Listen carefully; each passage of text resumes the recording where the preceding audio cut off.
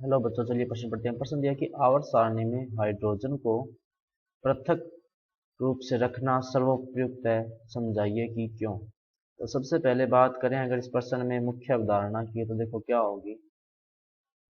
मुख्य अवधारणा जो इस प्रश्न में होगी वो होगी आवर्त सारणी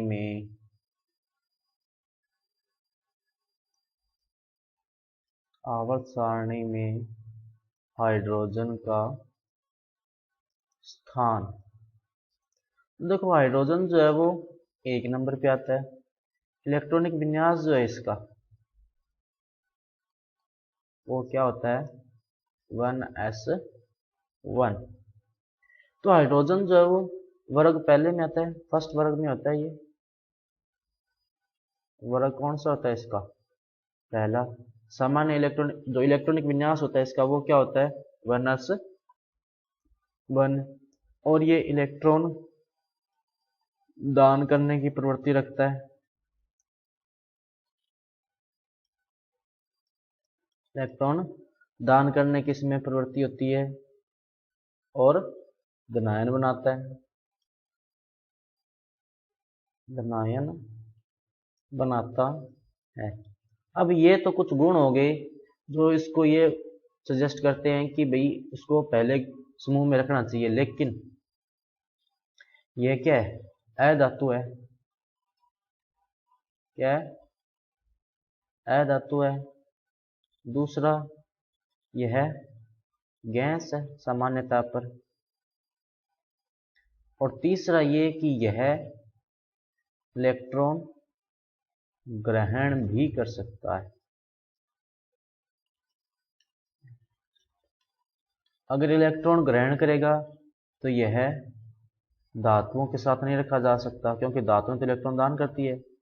धातुओं के समूह में नहीं रखा जा सकता, नहीं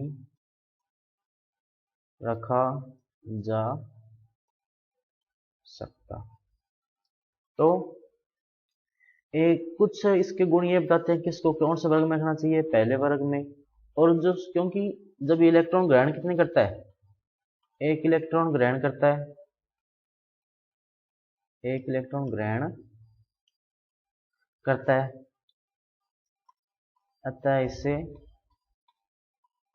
17वें वर्ग में रखना चाहिए, क्योंकि वही वर्ग जो है वो एक इलेक्ट्रॉन ग्रहण कर सकता है। 17वें वर्ग में रखना चाहिए। भी अगर एक इलेक्ट्रॉन ग्रहण कर रहा है तो वो 17वें वर्ग में जाना चाहिए, लेकिन ये तो क्या होता है, 17वें वर्ग में तो नहीं जा सकता। क्यों, क्योंकि 17वें वर्ग का सामान्य इलेक्ट्रॉनिक विन्यास क्या होता है, ns2np5।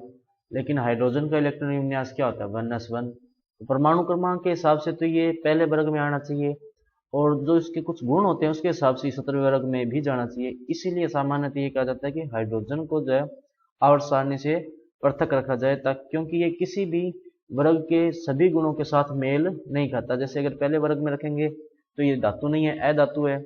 और दूसरा, पहले वर्ग में सभी जो तत्व हैं वो सारे लगभग ठोस अवस्था में है, तो ये गैसीय अवस्था में रहता है। पहले वर्ग में सभी धातुएं तो वो इलेक्ट्रॉन दान करती है, लेकिन ये इलेक्ट्रॉन ग्रहण भी कर सकता है, दान भी करता है लेकिन ग्रहण भी कर सकता है।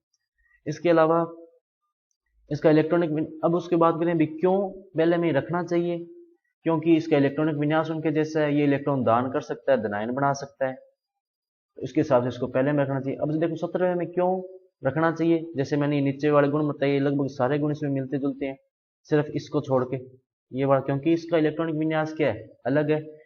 ये इलेक्ट्रॉन ग्रहण करने के अलावा इलेक्ट्रॉन दान भी कर देता है और धनायन भी बना लेता है। इसीलिए सामान्यतः ये कहा जाता है कि हाइड्रोजन को जो है आवर्त सारणी से थोड़ा यानी पृथक रखना चाहिए। तो बच्चों ये था आपका उत्तर। मैं आशा करता हूँ आपको समझ में आया होगा। धन्यवाद।